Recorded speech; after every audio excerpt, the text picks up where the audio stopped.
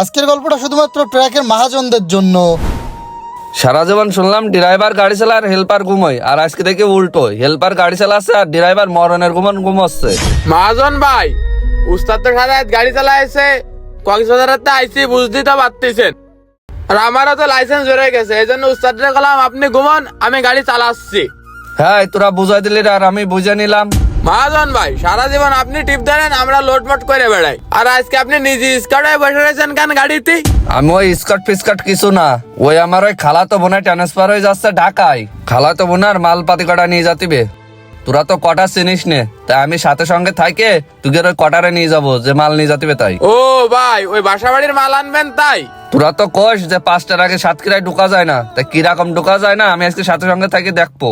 ও তা চলেন, কোনো সমস্যা নেই, নিজের চোখেই দেখতে পাবেন। ভাই দেখেছেন, শহরে কিন্তু কোনো গাড়ি ঢুকতে দিচ্ছে না। ওই সাতক্ষীরা আলারা দেখেছেন, প্রত্যেকটা গাড়ি ওই রাস্তা সাইডে সাইড করে থুয়ে দিচ্ছে। হ্যাঁ, সে আমি বুঝবানে, পার্টির সাথে কথা বলে বোঝা যাবে না। কিরে আমি কনে পাটকেল কাটা বন্ধ হয়েছিস সেই ধরে? তুই কি চালাচ্ছিস? আরে বিকাল 5টা বাজে। হ্যাঁ, ও মহাজন ভাই, আরে আপনি এখানে কেন? হ্যাঁ, আমি তো হ্যাঁ, তার সাতক্ষীরার এই যে ভাঙা রাস্তা, তুই এই রাস্তায় ঘুমোতে পারিস? হেল্পার একটা মানুষ করে ফেলাইছিস, যাক এখন দিন রাত সবসময় ঘুমোতে পারবি না, যাক ভালো হয়েছে। ও ভাই কি করছেন?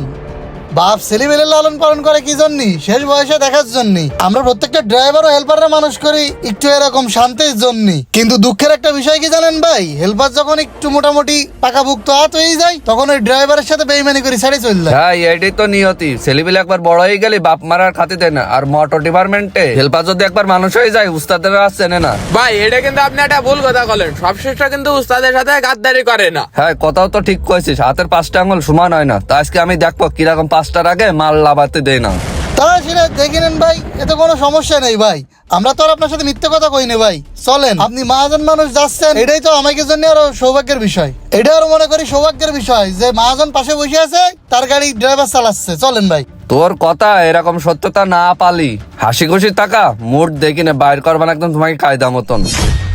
আর দেখ, তোরা গাড়ির ভিতর যা করলি তো তাই, কিন্তু 7:30 বাজে গেছে, পার্টি তো এখনো আসলে না। গাড়ি কলে গ্যারেজে রাখ, তুই সেই জায়গায় রাখি বসে থাকলাম। ওই তো রে ভাই, আমি কি আপনার মিথ্যা কথা কইছি? সবাই কি মিথ্যা কথা কয়? পার্টি আসতেছে, কলে লাইন পালি নিয়ে যাবে গাড়ি, আর যদি না হয় রাত 8টার আগে হবে না ভাই। ওনার মুখের তাই শুনে নেন। নাকি তোরা পরিকল্পনা করে এই করতেছিস? না ভাই কি করছেন, পার্টি আসুক, আসলে ওনার মুখের তাই শুনে ও নেন। ভাই, এখনো বসে আছেন? আপনারা যোগাযোগ করতে কইলেন, আমি তো যোগাযোগ করিলাম। তো ও তো 8টার আগে তো টাউনে ঢুকতে দেবে না, কারণ ওদের সাথে যোগাযোগ করছি, 8টার আগে ঢুকলে মামলা দেবে।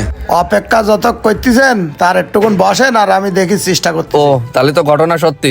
আচ্ছা ভাই ঠিক আছে, এই জায়গায় বসে থাকলাম। দেরি হবে বুঝলাম, তো এত দেরি হবে তো আগে বুঝতে পারিনি। যদি আগে বুঝতাম যে এত রাত হবে, তা আমি জীবনেও আসতাম না। আর এখন আমার ওই বোনের বাড়ি যাওয়া কি সম্ভব কদিন? মহাজন ভাই সবই যখন দেখেছেন, তাহলে আর কি আপনারা কি আর নতুন করে ভেঙে বুঝানোর কিছু আছে? আছে আসলে মনি, তোরা তো মিথ্যে কথা কইস না, আনলোডে তো অনেক সময় লাগে। চোখের দেখায় যেমন সাগরের গভীরতা মাপা যায় না, ঠিক ড্রাইভারি পেশায় না আসলে কখনো এই ড্রাইভারদের কষ্ট, দুঃখ, বাধা বিপত্তির কথা বোঝা যায় না। কিছু কিছু ক্ষেত্রে মহাজনরা মনে করে হয়তো ড্রাইভার মিথ্যা বলতেছে, কিন্তু 2-1 দিন আপনার ড্রাইভারের সাথে ডিউটি করবেন, তাহলে দেখবেন কোনটা সত্য আর কোনটা মিথ্যা।